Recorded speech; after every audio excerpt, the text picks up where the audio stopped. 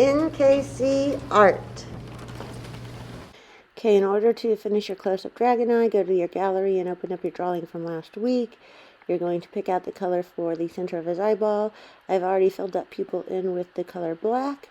And then for his little skin folds on the side, I'm going with a more realistic color for my dragon, like browns, greens, maybe some yellowy type colors in it. You can do whatever color dragon you would like. Purples, blues, and greens might look kind of different. What I'm doing is I'm just taking my tan color and I'm going around and starting to fill in some of my layers. Each of my layer, just to give it some dimension, I'm going to make a little bit of a different color. So I might go down in value, like get a little bit darker greens, darker yellows, might lighten them up a little bit, and just use different variations of those colors. Each line that I go to, I'm just going to kind of change it up and add a little bit different color. If you want to get the exact same color that you used previously on the color tool, you can go to the eyedropper tool and put that little target over the color you want, and it'll pick it up for you. That'll be helpful later when I go to shade these in to make it look more realistic. So right there, I just picked up that brown again that I liked, and I'm going to make it a little bit darker and then use it underneath his eyes down here. Those horns that I drew around his face the other day, I'm just going to make sure I leave those white. So I'm going to skip those as I fill it in. And notice how I just use like a different shade on each layer of his scales. Kind of mix it up a little bit. When I'm done with this, what I'm going to do is I am going to use the eyedropper to get the color that I previously used, make it a little bit darker because I'm going to add some shadows. So then I'm going to go over to my watercolor brush. You can look at my sizes and kind of play around with them to see what you would like. Once I get that set, I'm going to go in with that little bit darker shade that I got and add some shadows around the edges of my scales. Not doing the entire scale because I like the color that I used.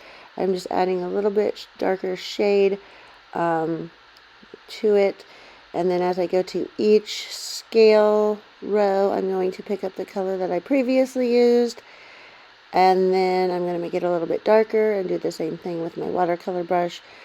Go back in there and just kind of shade it a little bit darker just so it looks like maybe there's a light source and there's some shading going on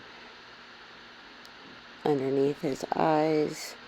I'm going to do this to every color on my dragon eye, on every row, because the more you do, the more realistic he's going to start looking. Again, I just use that eyedropper tool, make it a little bit darker, go back in, and then I'm starting to shade. These bigger ones, I might make this eyes a little bit bigger just to make it go a little faster. I'm just kind of going through and filling those in. Once I get this entire thing done, I'm going to make sure I put my name on it and submit it to Canvas so that my teacher can see my artwork. If you make a mistake, just use that back arrow and it'll get rid of it. Don't use an eraser because sometimes that will mess up your work because just the way you erase and fill in the color. So using that back arrow is the best idea. I just kind of go through and make sure I'm shading in all the areas.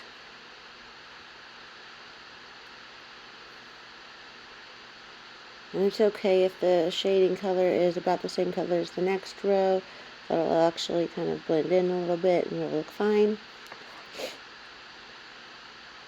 And then let me finish these last couple of rows here. If you're doing this on paper at home, you can try using like markers for like the shading on the outside and maybe color lightly with crayon on the inside. Just kind of play around with it, see what works best for you and what you like best. Hit the T tool at the top, go ahead and put your name on there, put it down to the bottom corner and hit done. And then go to those 3 lines at the top and then gallery, and then don't forget to submit your work.